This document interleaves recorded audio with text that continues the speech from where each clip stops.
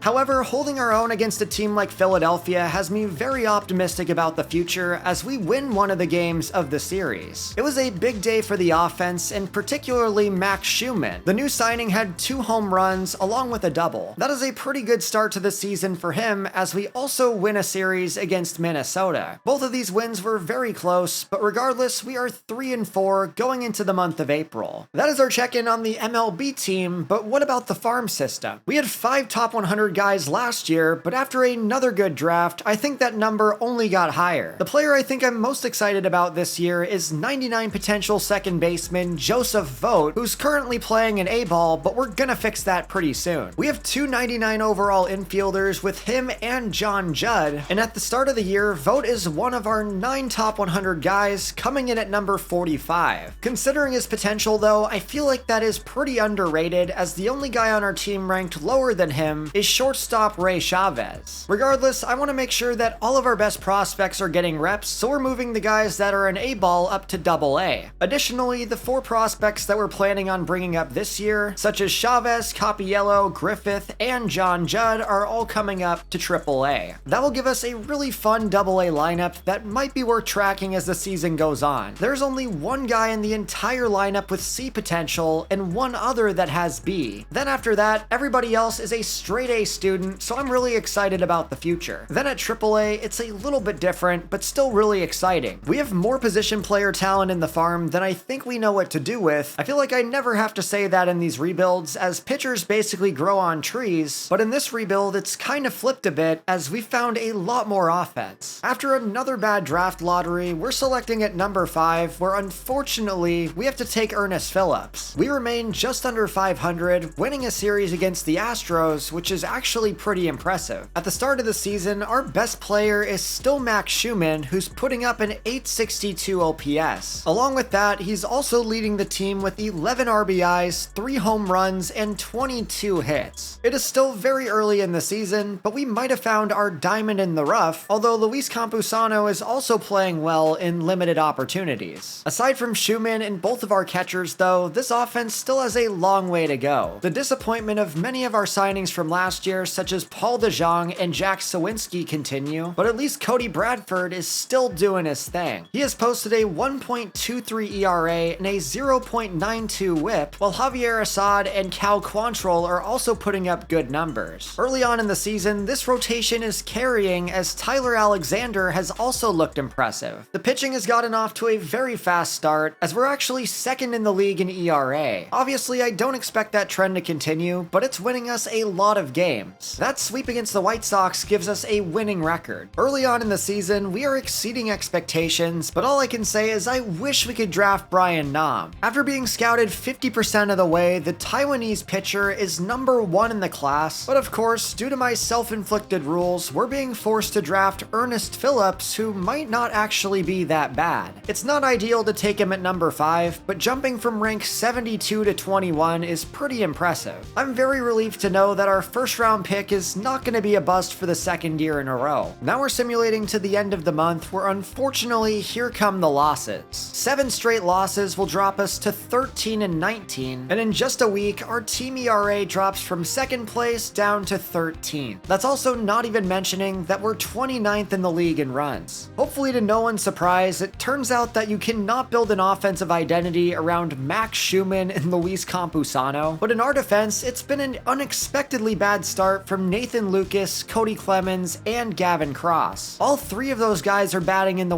100s, which is never a good sign. Thankfully though, we do get some good news as we're not getting Brian Nom, but Ernest Phillips jumps all the way to rank number 2. That is a huge deal for the Australian-born player who we're forced to take no matter what. With a very bad losing streak though, we have to save our season as we're now down to 11 straight losses. We could once again be the worst team in MLB, but our next series is against the Giants. We're jumping into this game where we have a 1-run lead, and facing a full count, Michael Kopech walks Sal Stewart. That puts us in a bit of a pickle as the go-ahead run is on first base. Kopech is having a hard time hitting the plate, but he strikes him out. When you're building a team with mostly reject players, you're gonna have a lot of misses, but so far Michael Kopech is earning his money. He has a 2.5 ERA and a 1.28 whip, and I'll never complain about a setup man with a K/9 of 10. That could put us in position to win this game as Nathan Lucas is still struggling, and that is very unfortunate because I signed him to be our leadoff hitter. Fry gets on base in the top of the 9th, but our offense is unable to score him, so now we're counting on Brian Baker to close it out. He is 75 overall, but now that I'm seeing his stats, we might want to take him out of the closer role. He is another Bendigo player playing below their ratings, and just seeing this team in action, it's no surprise to me that we went on a huge losing streak. Fortunately though, the Roos do hold on to win this one as we secure a 5-4 victory where David Fry had 3 hits. In addition to that, Paul DeJong had 2 RBIs along with 1 from Joe Mack and Jack Sawinski. After that game, we're gonna make some very necessary changes to the lineup, making Luis Campusano an everyday player. Along with that, we're also gonna take Lucas out of the leadoff spot for a while, moving him all the way down to number 8. With basically everybody struggling, it is really tough to make this lineup any better, but hopefully moving some of our hottest hitters near the top can help us out. Then on the pitching side of things, we're gonna move Javier Assad all the way down to number 4. With several guys on cold streaks, I feel like that's a move that makes sense, as we're also gonna promote Josh Winkowski to the setup role with Michael Kopech becoming our closer. I feel like every time I look at our roster screen, our best players are always on cold streaks, and that is making this rebuild a lot more difficult than I was expecting. At least for some good news though, reinforcements should be on the way sooner rather than later. We have 4 top 100 prospects in AAA who could be called up at any time, with the highlight player being Ray Chavez. He would immediately become our starting shortstop, and no disrespect to Paul DeJong, but that is exactly what we need. Along with him though, Aaron Copiello has been great this season, not allowing a single run, while Jason Griffith and John Judd have been everything we expected them to be. Right now, my goal is to call those guys up at the start of June, giving them plenty of time for service time manipulation as we're winning a lot of games. After an 11-game losing streak, we just won 4 games in the same week, bringing our record to 18-26. However, now we have a chance for another win, down 1 in the bottom of the 9th. The tying and winning runs are on base, but there are 2 away for Sawinski. This is our chance for a signature victory, but Detmers blows it right by us. That is a rough way to go out after getting 2 guys on base, but we did not deserve to win this one, only scoring 1 run on 7 hits. After such a promising start, we lose that series, but now we win one against the Yankees, going for the sweep, although they walk it off against us. Nonetheless, we still win a series against the Yankees, and now we're taking on Philadelphia. This is a great chance to redeem ourselves from opening day, but we strand the bases loaded. We are still down by a run, but David Fry doubles, so we have another really good chance to tie it up. There are 2 on with 2 away for Cody Clemens, and a wild pitch advances both runners. Now we have to come through, but Cody Clemens swings and misses. My fault going after the sweeper. We stranded 5 runners on base in 2 innings, so now if we want to win this game, we have to do it against Duran. After a Lucas grounder, there's already 1 away, but that is great contact from Max Schumann. Sending this deep into the gap, it stays in the yard for a double. We have failed to be clutch 2 innings in a row, and now with the game on the line, this is where it matters. We are down to our final out as Mac fouls us off. We all know that Duran can throw some absolute heat. That is hit well into deep center field. Going back for it, does it have the distance? It does not. Despite our offense's best efforts, we fail to clutch up, losing this game to the Phillies. That is another one that we really didn't deserve to win, although we do take the next game. Despite a tough schedule, we have won 6 out of our last 10 games, and with 1 more game to go against the Phillies, I'm curious if we can finish this off. However, it is time for another round of scouting where viewing our prospect prospect list, we discover the #1 player in the class. At first glance, 19-year-old Harvey Beatty looks like he could be an absolute dude, as he has a great combination of a high ceiling and a high floor. We still need to scout him, but that could be the steal of the draft if he's there at our second selection. We are done with discovery, so we're going to throw him on the board and just hope for the best. Along with that, I would also like to get a first baseman this year, and we discovered a pretty good one in switch hitter Monty Kearns. As the number 33 player in the class, he is another guy that I'm interested in, although there do seem to be other options like Harold Dean and Estevan Guillen. However, these discovery players being good would completely change this draft class, so I'm hoping for the best. We're simming this game against the Phillies, where we have another bases loaded situation. The offense has been a lot better lately, although we still lose it 3-2. Despite all of our winning, Michael Kopech has not been great in the closer role, so it might be better for us to move him back to setup man and give a shot to Josh Winkowski. He has been our best reliever this season, and I feel like he's earned a shot to become our closer. Now we're going to sim a series against Washington, which we will also lose, so we are 29-32 right before the start of June. If the season ended today though, we would not be the worst team in baseball, which is all I can really ask for. There would be 5 teams in all of MLB with a worse record than us, which is very good news. And speaking of good news, Harvey Beatty looks incredible. He is the number 2 ranked player in this class, and even though we're prioritizing starting pitchers, I will not turn him down if he's available with our second selection. That is a great value, and the same could be said for Monty Kearns, although we still have to finish the profile. We're starting the month of June with a series against the Dodgers, which is actually going to go better for us than I expected. Not only did we split the series with them, but one of the losses was really close. Our first victory against them was 9-6, and in this game, Joe Mack hit 2 home runs and had 4 total RBIs. Him and our other catcher, Luis Campusano, have been major bright spots for the team, and very fittingly, Compy also went deep in this game. It also seems that Nathan Lucas is playing a lot better ever since getting moved down in the order. That was a very good series for Bendigo, who seemed to be playing a lot better, especially after a 10-1 victory against Chicago. Just like a trip to Taco Bell, the runs just keep coming, and Nathan Lucas homered again. This is the best that Bendigo has ever looked, so I think it's time to make some moves. We are calling up 5 players at once, with the first one being Ray Chavez. Then after that, the addition of John Judd and Aaron Capiello are also pretty obvious, although I'm not sure about Jason Griffith. I debated this for a while, but that 39 hits per 9 is just not good enough to survive at the MLB level, and I think he could use some more time. While we're not going to bring up Griffith, one player who is ready is Luis Medina. We're giving him another shot. Then after that, the final player that we're calling up is Johnny Brito, who has more than earned this opportunity with a whip under 1. The big advantage with those moves is we're able to send down Gavin Cross and Cody Clemens, who have both struggled extensively. We have installed Ray Chavez and John Judd into the offense, although with 4 guys on cold streaks, I think I'm going to move Chavez all the way up to number 5. He has more than good enough contact to play higher up in the order, and while I also believe that Judd's going to perform well out the gate, I do want to give him a bit less pressure to perform. Then in the bullpen, the goal is to eventually make Aaron Capiello our closer, although we're going to start him as just a typical reliever. This is a new era for Bendigo baseball, and in our very next game, we are trying to beat the Cubs as Sawinski drives in a run on the sacrifice fly. That will make this a 1-run game going into the 9th inning, where Brian Baker strikes out the side. Now we have a chance to tie this game, but David Fry pops it up. That means we're down to our final 2 outs with Ray Chavez on deck. He is 3 for 4 with a double and 2 singles in his debut, but he swings and misses at strike 1 before getting hit with 100 miles an hour. Despite a successful debut, the rookie is unable to get it done, and we lose a series to Chicago. I do want to note though that Chavez and John Judd both got on base in their debuts. I'm really hoping that's a sign of good things to come as we jump into 2 division series, losing the first one, but winning the second. We just took 2 games against the Padres with our entire offense getting involved. The offense has been a lot better ever since calling up John Judd and Chavez, but I do want to note that guys like Jack Sawinski, Weston Wilson, Reyes, Campusano, and now Nathan Lucas all have an OPS above 700. Additionally, David Fry is starting to heat back up, so we could be in for a very fun rest of the year. Additionally, the rotation still looks really good as Tyler Alexander's on a bit of a cold streak, but everybody else is putting in in work. It feels like Bendigo is finally rolling, especially on the scouting end of things. We are exclusively looking for a first baseman this year, and we found Harold Dean, who jumps all the way from rank number 77 to 43. He could be a solid value in the middle of the draft, but then the second guy we found is a late round talent in William McClure. While he is definitely a project, a jump from 153 to 62 is really impressive. It seems the Roos are finally hopping, as we also split a series against the Diamondbacks and win another one against Cleveland. At the start of July, we are in 4th place in the division, officially passing San Francisco. This could not be possible without our new additions sparking the offense, and especially Ray Chavez, who's hitting .315 and 89 at-bats. While the offense has been very exciting, I do also have to give a huge shout out to Aaron Copiello. He's definitely the most under the radar addition, but at A potential and 73 overall, he is getting some huge gains in his 19-year-old season. So far, he has only pitched 16 innings, but in those, he's given up 2 runs. He is just one of many young talented players to watch as we advance to our next draft. Brian Nom is the #1 player on our board, but of course we're going to be reaching like crazy for Ernest Phillips. This could have worked out really bad for us, but fortunately Phillips is the #3 player in the class. After taking Phillips though, I am really holding my breath that right fielder Harvey Beatty will be there, as he's the #2 ranked player in the class. He was another guy we found through discovery, and with a good ceiling and a very good floor, in the very likely event that we cannot get him though, I would be fine going after another starting pitcher or a first baseman. This is one of our biggest positions of need on offense, as we have not addressed it in the farm at all. Fortunately though, we found a really good option in first baseman Monty Kearns, who is another player with a really high floor. His skill set is actually really similar to David Fry's, except replace some of the power with contact, and he's a switch hitter. Kearns is the guy that I want here, but I would also be more than happy with Gerald Dean, although I'm not as big of a fan of Estevan Guillen. At that point, we may as well just draft another position guy, as third baseman William McClure has first base as a secondary. Both of these third basemen would actually be really good options, and as all of the classes have been so far, we have a lot of outfielders available. Unless somebody snipes our Aussie player right in front of us, there is very little drama going into this draft, as the #1 overall pick is a shortstop I didn't scout. Then at #3, the first pitcher goes off the board, and honestly this is kinda bittersweet because the #1 player on my board, Brian Nom, is still available. He would be a game-changing player, but nonetheless, we are forced to draft Ernest Phillips, who also should not be bad. I'm expecting a bit of a project with a high ceiling, and technically that is still a very good value at #5. Now simming to our next selection though, Harvey Beatty is still on the board, and that also takes a ton of drama out of our second selection. With our first pick, we took the #3 player, and now we get the #2. Now at number 67 though, I'm in a bit of a dilemma because both of my favorite first basemen are off the board. As I mentioned before, there's not really a point of taking Estevan Guillen, as his ranking went down from 84. Monty Kearns went at 30 to the Dodgers, with Dean going just 2 picks later to Milwaukee. With those guys off the board, I'm just gonna take the best player available, which happens to be a starting pitcher. It's definitely not the flashiest pick in the world, but it's still a need for us, so I'm pulling the trigger. Then at number 79, we're gonna go back to position players, making sure we get a guy who can play first base. William McClure should be a really high ceiling player, and then simming to round 4, why not go back to position players with Dan Cooper? Him and McClure were ranked pretty similarly, so I'm expecting good things from both. Now in round 5 though, we've reached the part of the draft where discovery pitchers are the only thing that's available. In round 5, we're taking the best starter on the board, and while we could take our 4th starter of the class, why not go for this closer in Armando Villa? While he's probably not going to be 92 potential, getting something even in the low 80s with a high 70s overall would really help us out. That is how we're ending the draft, and we're entering the All-Star break extremely close to 500. For the first couple weeks, I was definitely concerned about this team, but Nathan Lucas has really turned things around for us. He is not only leading us in RBIs, but also home runs, and if you remember earlier in the year, we actually moved him down in the lineup. He clearly took that personally, responding in the best way possible. Along with him though, it's also been a great year for Weston Wilson and Joe Mack, but the biggest thing I'm looking forward to for the rest of the season is seeing Ray Chavez and John Judd. Coming into the break, they're both on hot streaks, and it seems they are just getting started. Some of our signings in the offseason, like Max Schumann, have not worked out, but even then, that is expected for any team, and this offense is night and day compared to last year. Then in the rotation, we are in a very similar situation with Cody Bradford having another great year. However, unlike last year, it seems there are actual talented players around him, as Cal Quantrill's having a bounce-back season, and we cannot understate the new addition of Tyler Alexander. He has won the most games of any of our starters and has a 94 walks per nine. Combine that with an elite ERA and a whip near 1, and it's easy to see why we've won as many games as we have. On top of that though, we also have an excellent bullpen with Tristan McKenzie getting some great development in. Along with him though, we have Jonathan Loaizaga, who's having a career season, while Brian Baker has certainly turned things around. He started the year as our closer, but was not really playing well in that role, so it's nice to see that putting Josh Winkowski there has been a better decision. Josh was signed 2 seasons ago, and while he had a good season in 26, this one has been a complete step up as he's taken the role of our closer. I know it's a little crazy to say this in season number 3, but right now we are only 5.5 games out of the 3rd wild card, and I'm wondering if we can make it. Looking at All-Star voting though, the only guy that I could see making it is Tyler Alexander, although he's not here. That means that through 3 seasons of existence, we have still not had a legitimate All-Star, although they're required to pick one of our players. Out of everybody they could have chosen though, they take Paul DeJong, who's been on the bench for half the season. Not really sure what the logic is with that one, as it should have gone to somebody else. Coming out of the break, we're trying to win as many games as possible, but we're off to a pretty rough start. However, right as I say that, we win 4 games in a row, so maybe it's not all bad. As I was simulating though, I completely forgot to sign my draft picks, so I could be getting us in a bit of trouble. As we approach the deadline, we might want to decide if we're going to be buyers or sellers, as we're facing a very good Milwaukee team and split the series. We remain 2 games out of 500, but also beat Atlanta to get there. Now with another series against Milwaukee, we have a really tough decision to make. Now obviously we're not going to be buyers considering we don't have a single 80 overall player, but there are several veterans on the team in the final year of their deal that we might want to try and get something for. One of these players is Cal Quantrill, who may be up for MLB Comeback Player of the Year. His last season in Bendigo was absolutely abysmal, but he's completely changed himself and is putting together one of the best seasons of his entire career. Just out of curiosity, I want to see what I can get for him, and the Red Sox are offering us a 19-year-old closer. I was not expecting to find a good deal, but this one's actually really intriguing because it could not only help us out down the road, but also right now. McLean is only 19 years old, but is already at 76 overall, and I am absolutely willing to give up 3 months of Cal Quantrill to make this deal. Obviously, the problem now though is that we have to replace Cal Quantrill, but I actually feel like the solution is already on the 26-man roster. Tristan McKenzie is playing pretty solid for us, and he was just recently moved to the bullpen, so why not give him the chance to be our 5 starter? Then I'm also going to take advantage of Paul DeJong's All-Star selection, moving him to the Yankees for a 19-year-old reliever. With all this change though, I do want to lock down Jonathan Loaizaga, signing him to a 4-year extension for $2.8 million. I'm also doing the same thing with Tyler Alexander, although he's going to be even cheaper. That will send us past the deadline to the start of August, where it's time to view our draft picks. With the number 5 selection, we were forced to take Ernest Phillips, although it seems it wasn't a bad move. He is coming in right out the gate with 97 potential, which is the best in the entire class. After last year's first-round blunder, it is so nice to go back to landing a stud, and from Australia nonetheless. Phillips was the best non-discovery player on the board when we drafted him, and honestly I might have considered him at number 5 even if I wasn't forced to draft the Australian. That was a great way to start our draft, and then with our second pick we landed Harvey Beatty. While his potential is a little bit lower than we look for at 85, he is a high floor player coming in at 75 overall right out the gate. Because of this, he could be our starting right fielder as early as next year, because taking a look at our roster, he would already be our highest rated right fielder. That is a very exciting pull in the second round, although our third selection went a little bit wrong. I really thought that Peter Schemick would be high 80s potential, but it seems our scouts overrated him. While I wasn't expecting him to be this bad, you can't be perfect, and that is ultimately a miss. We would have been much better off taking second baseman Freddie Palma, who I was also considering. I feel like Peter could have used another week of scouting, but nonetheless, we made up for it with our next selection, taking William McClure. He's listed as a third baseman, but with 39 arm strength, I think we're gonna move him over to first base. As I mentioned during the scouting process, this man's ceiling is incredibly high, but he's also more raw than when your girl tells you she's on the pill. Nonetheless, you know that I love my projects, and we got another one in Dan Cooper. He is a very similar situation, coming in with contact and power in the 30s. And then in round 5, we went back to starting pitcher, taking Tim Albus.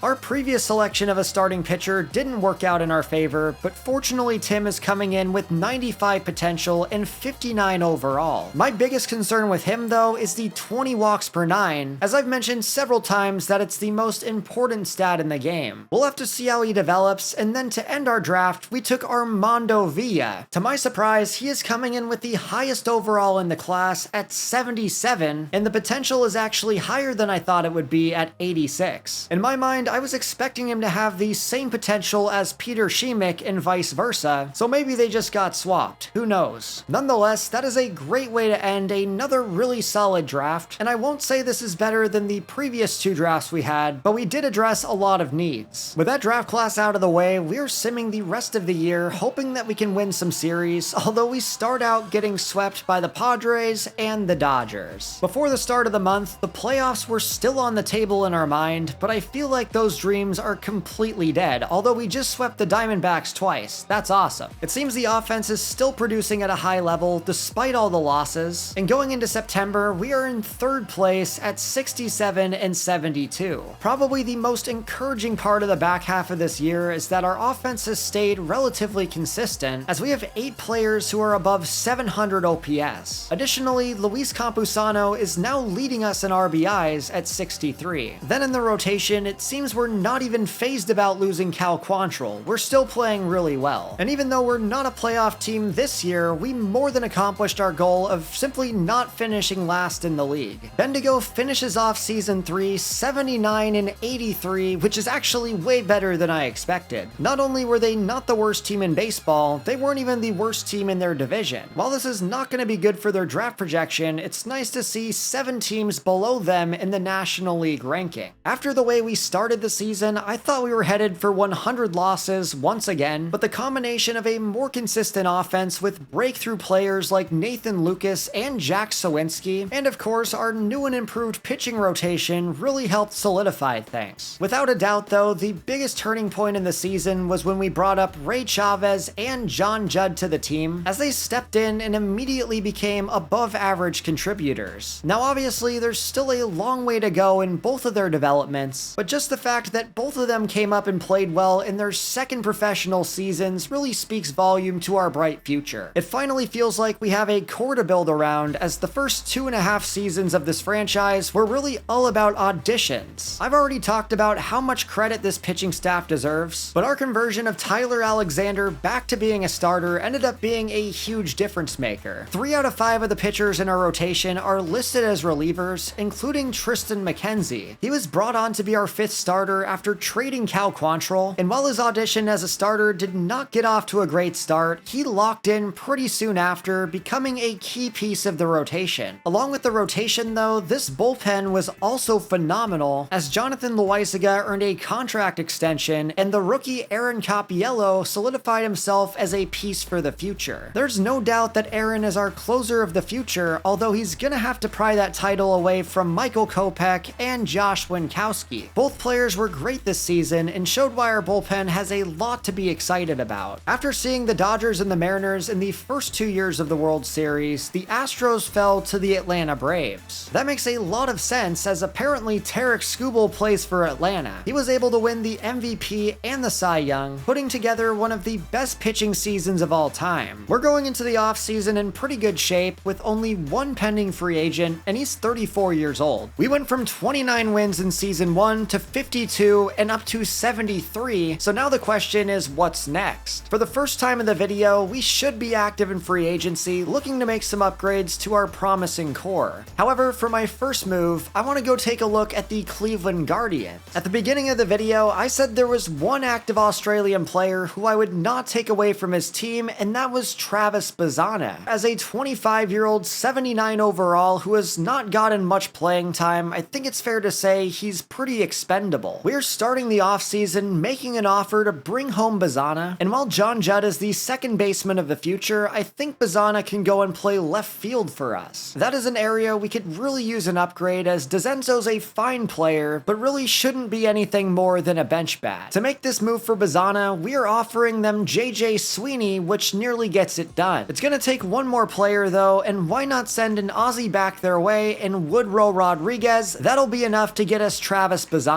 At least in terms of overall, he immediately becomes a top 5 player on the team, and while he's still developing, his combination of contact and power make him a very suitable fit for the offense. Then in free agency, I'm also looking for a third baseman, or at least someone who can play third. Weston Wilson has been a really good right-handed bat for us, but I'm looking for a lefty who can play all over the place. Brendan Donovan is definitely that guy with elite versatility, and he's put up consistently good numbers for the past 2 years. He is gonna be no doubt our #1 target, but just in case we don't get him, I'll also throw on Luis Garcia, and just for fun, this looks like a really good starting pitching class, so why not add one of these guys as well? Sandy Alcantara, welcome to the big board. There's a good chance that one of these players will be our first free agent signing ever, and with Ray Chavez, John Judd, and now Travis Bazana, this is probably the best time to add to the team. After a week of simming though, it looks like none of the players on our board have much interest in coming to Australia, and honestly I can't blame them. Simming a few weeks later, the only player who has someone going after them is Luis Garcia, but we're probably not even gonna get him. Just for that reason alone, we're taking him off the board, and why not go after Lars Nootbaar? He's definitely coming off of a bit of a down year, although he didn't get many at-bats. We're gonna throw him on the board, replacing Luis Garcia just because we need somebody else. Additionally, I also just found 79 overall Max Meyer, and with an 80 walks per 9, I'm gonna sign him to the team. The worst thing that can happen is he doesn't work out and we trade him for somebody else. However, with no one interested in Sandy Alcantara, Meyer might not be the only former Marlin that we signed to our squad. Getting Sandy would be absolutely electric, although it's gonna take a lot to make it happen. He is asking for 2 years, $24 million.